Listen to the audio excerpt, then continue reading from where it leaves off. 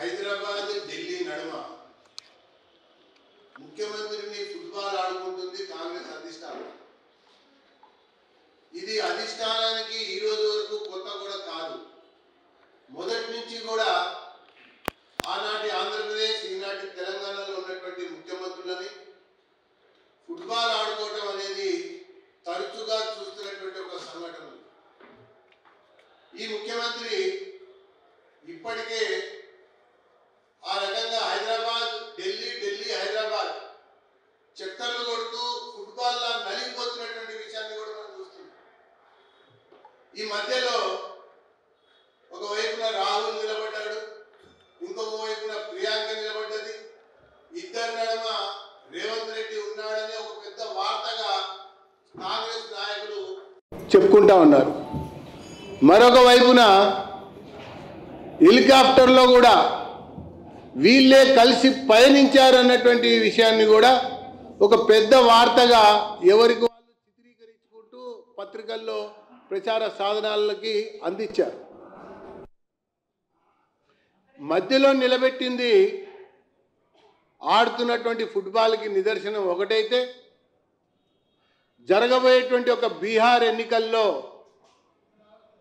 జరగబోయేటువంటి కాంగ్రెస్ యొక్క ప్రచార కార్యక్రమంలో బీహార్ ట్యాక్స్ ఏ రకంగా రేవంత్ రెడ్డి నుంచి తెలంగాణ రాష్ట్రం నుంచి వసూలు చేయాలన్నటువంటి ఒక ఆలోచన మేరకు ఈయనకి పెద్దపీట వేసినట్టుగా నటిస్తున్నారు. ఈయనని కూర్చోబెట్టుకుని తిప్పుతున్నట్టుగా వ్యవహరిస్తున్నారు. ఆ బీహార్ ఎన్నికల కొరకు భారీ స్థాయిలో వసూళ్ల కొరకు వేసినటువంటి ఒక వ్యవహారంగా దీన్ని భారతీయ జనతా పార్టీ అభివర్ణిస్తూ, ఒకవైపున ప్రకృతి వైపరీత్యం సంభవించి ఆస్తి నష్టం మరి ప్రాణ నష్టానికి కూడా ఎదురయ్యేటువంటి పరిస్థితి ఉన్నటువంటి ఒక సందర్భంలో ఇలాంటి యొక్క పాత్ర వ్యవహారం అనేది ఏ రకంగా ఉంటుందో ఆలోచించాలని చెప్పని నేను పేర్కొంటా ఉన్నా. ఇక పోతే ఇంకొక వైపున పిసిసిఐ అధ్యక్షుడు, కాంగ్రెస్ మంత్రులు ఇతరులు కూడా ఓటు చోరీ గురించి రోజు మాట్లాడుతున్నారు, కొత్తగా మాట్లాడుతున్నారు, ఇదేదో మాట్లాడాలన్నట్టుగా మాట్లాడుతున్నారు.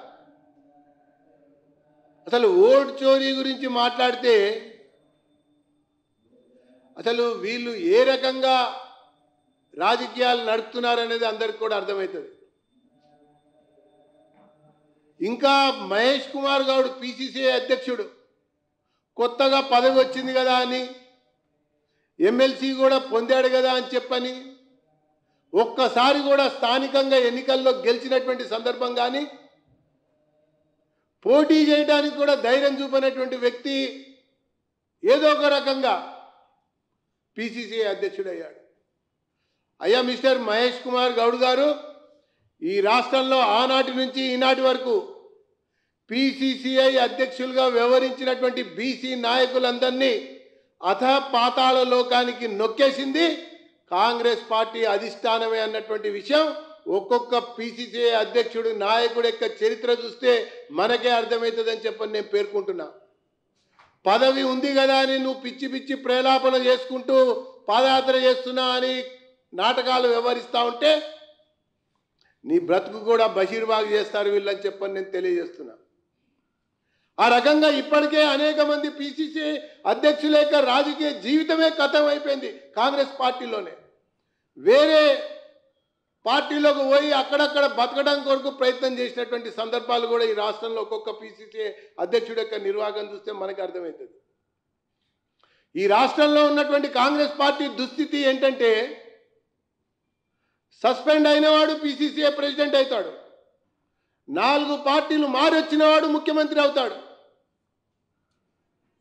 సస్పెండ్ అయినవాడు ఆ తర్వాత మళ్ళీ వెనక్కి తీసుకుంటే సిఎల్పి లీడర్ అవుతాడు. ఆ రకంగా వెళ్ళగొట్టబడ్డటువంటి వాళ్ళని మళ్ళా తీసుకొని మళ్ళా ఉన్నత పదవికి ఇవ్వటం ఈ రాష్ట్రంలో కాంగ్రెస్ పార్టీ నడుస్తున్నటువంటి చరిత్ర అన్నటువంటి విషయాన్ని నేను పేర్కొంటా ఉన్నా. ఇది అనేక మంది కూడా దివంగతులకు కూడా కథ చూస్తే మనకు అదే అర్థమైంది. ఉన్న వాళ్ళ యొక్క వ్యవహారం చూస్తే కూడా అదే కనబడుతోంది. వీళ్ళు ఓటు చోరీ గురించి మాట్లాడతారట.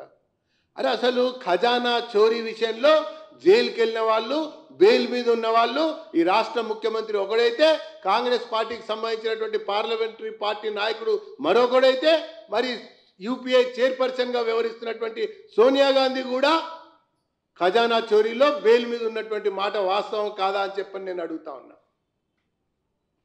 అరే వీళ్ళు ఓటు చోరీ అని చెప్పి కొత్త పదాన్ని తీసుకొచ్చి మాట్లాడుతూ ఉన్నారు.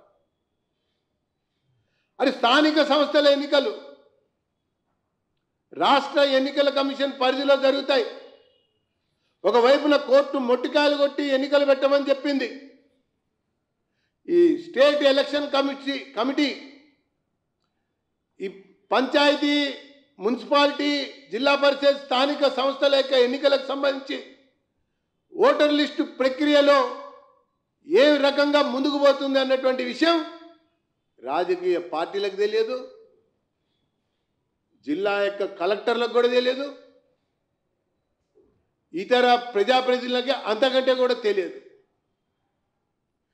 ఒకవైపున వీళ్ళే చోరీలకు పాల్పడుతూ అవి కుంభకోణాలుగా రూపాంతరం చెందుకుని బెయిల్ మీద ఉంటూ కొత్తగా వీళ్ళు ఓటు చోరీ గురించి మాట్లాడుతూ మా మంత్రుల్ని విమర్శించటం, మా గెలిచినటువంటి పార్లమెంట్ సభ్యుల్ని ప్రశ్నించటం, వీళ్ళేదో గెలిచారన్నట్టుగా, వాళ్ళే ధర్మబద్ధంగా గెలిచారన్నట్టుగా మాట్లాడుతూ ఉన్నారు. అసలు వీళ్ళకి దిక్కు మొక్కు లేని పరిస్థితి రాష్ట్రంలో కనబడతా ఉంది. ఎమ్మెల్సీ ఎన్నికల్లో పోటీ చేయడానికి వీళ్ళకి అభ్యర్థులు లేరు. పోటీ చేసిన కాడ ఘోరంగా ఓటమి చవి చూసినటువంటి ఒక పరిస్థితి వీళ్ళకి మరొక వైపున కనబడుతోంది. ఇంకొక వైపున అవకాశం ఉన్నప్పటికీ కూడా ఎంఐఎం కోసం పోటీ చేయరు, ఇంకొక చోట వీళ్ళని కాపాడుతున్నటువంటి న్యాయవాది కోసం పోటీ చేయరు. ఇది వీళ్ళ యొక్క వ్యవహారం, ఇది వీళ్ళ యొక్క ఆలోచన. కాబట్టి ఇలాంటి ఒక దిగజారుడు రాజకీయాలు మానండి అని చెప్పి మేము హితవు పలుకుతా ఉన్నాం. అసలు మీనాక్షి నటరాజన్ లేకుండా పిసిసి అధ్యక్షుడు ఒక్క ఏరియాలో అన్న నడవటానికి వెళ్తే వాళ్ళ పార్టీలో ఉన్నటువంటి వాళ్ళే ఆయనకి నరకం చూపిస్తారు. కాబట్టి ఆ కవచాన్ని, ఇన్ఛార్జ్ కవచాన్ని ఎంటబెట్టుకుని తిరుగుతున్నాడు. జరుగుతున్నటువంటి వ్యవహారం అసలు భారతదేశంలో ఏ రాష్ట్రంలో అయినా ఒక అధికార పార్టీకి సంబంధించినటువంటి నాయకులు ఉండంగా, వివిధ స్థాయి బాధ్యతలలో పనిచేస్తుండగా ఒక ఇన్ఛార్జు పాదయాత్ర చేస్తుందంటే అవమానం కాంగ్రెస్ పార్టీ నాయకులకే అని చెప్పని నేను పేర్కొంటున్నాను. వీళ్ళ బీజేపీని విమర్శించేది, వీళ్ళ బీజేపీని ప్రశ్నించేది, ఒకవైపున ప్రకృతి వైపరీత్యాలకు సంబంధించి ఎదురయ్యి అన్నమో రామచంద్ర అని ప్రజలు ఆర్తనాదాలు వీళ్ళకి వినబడతల్లా, రక్షించండి కాపాడండి అని అంటున్నటువంటి కేకలు వీళ్ళకి వినబడతల్లా. బీహార్ ట్యాక్స్ కోసం ఈయన మెప్పు పొందడం కొరకు అక్కడికి వెళ్ళి పర్యటించి వచ్చాడు. మీ విధులు మీరు నిర్వర్తించండి అని చెప్పి సందర్భంగా కాంగ్రెస్ ప్రభుత్వాన్ని, ఈ యొక్క రేవంత్ రెడ్డి ముఖ్యమంత్రిని డిమాండ్ చేస్తూ మా కార్యకర్తలు ఎల్లవేళలా 24 గంటలు ఈ యొక్క ముంపు ప్రాంతాల్లో, ఈ అధిక వర్ష ప్రాంతాల్లో ఎవరి కష్టమైనా నష్టమైనా పిలిస్తే పలికే నాయకులుగా మా పోలింగ్ బూత్ స్థాయి కార్యకర్తలు కూడా ఉంటారని చెప్పని తెలియజేసుకుంటున్నాను. ఇప్పుడు రిజర్వేషన్ బిల్లు పెట్టక ముందు సంప్రదించాలి న్యాయవాదితో. ఒకవైపున ఆయన ఇక్కడి నుంచే రాజ్యసభకు ఎన్నికయ్యాడు. బీఆర్ఎస్ కనుసన్నల్లో ఎంఐఎం యొక్క అండతో, కాంగ్రెస్ యొక్క మద్దతుతో ఎన్నికైనటువంటి యొక్క ఎంపీ రాజ్యసభ సభ్యుడిని నిన్నగాక మొన్న కలిసి ఈ బీసీ రిజర్వేషన్ బిల్లుల్లో ఉన్నటువంటి న్యాయపరమైనటువంటి అంశాలు చిక్కు వీడాలంటే ఏం చేయాలని అడుగుతామా? అంటే ఎంత అసమర్థ, అనాలోచిత, నిర్లక్ష్య పాలన అన్నదానికి నిదర్శనం ఆ సంఘటన అని చెప్పని నేను తెలియజేస్తున్నాను. నడుస్తున్న కాంగ్రెస్ చరిత్రని చెప్పాను నేను. ఈ రాష్ట్రంలో నడుస్తున్న కాంగ్రెస్ చరిత్రని చెప్పాను. ఇంకా వివరాల్లోకి వెళ్తే చాలామంది దివంగతులు కూడా ఉన్నారు. వాళ్ళందరూ కూడా పార్టీ నుంచి సస్పెండ్ కాబడి బయటకు వెళ్ళగొట్టి ఆ తర్వాత మళ్ళీ తీసుకొని వీళ్ళకి గత్యంతరం లేక గతి లేక తీసుకొని పిసిసిఐ ప్రెసిడెంట్లను కొంతమందిని చేస్తే, ముఖ్యమంత్రులను మరికొంతమందిని చేస్తే, ఆ రకంగా కాంగ్రెస్ కాలం వెలుబుస్తూ పబ్బం గడుపుకున్నటువంటి విషయాల్ని నేను మీకు ఉదహరించాను. ఇవాళ నడుస్తున్నటువంటి చరిత్రను నేను మీకు తెలియజేశాను. మా లక్ష్యము మొన్న శాసనసభ ఎన్నికల్లో బీఆర్ఎస్ని ఓడగొట్టాలి, కాంగ్రెస్ని నిలువరించాలి. ఆ దిశలో ఆ అడుగులో మేము వేసినటువంటి కొన్ని నిర్ణయాలు in the larger interest of the state మేము తీసుకున్నటువంటి ఒక నిర్ణయాలు.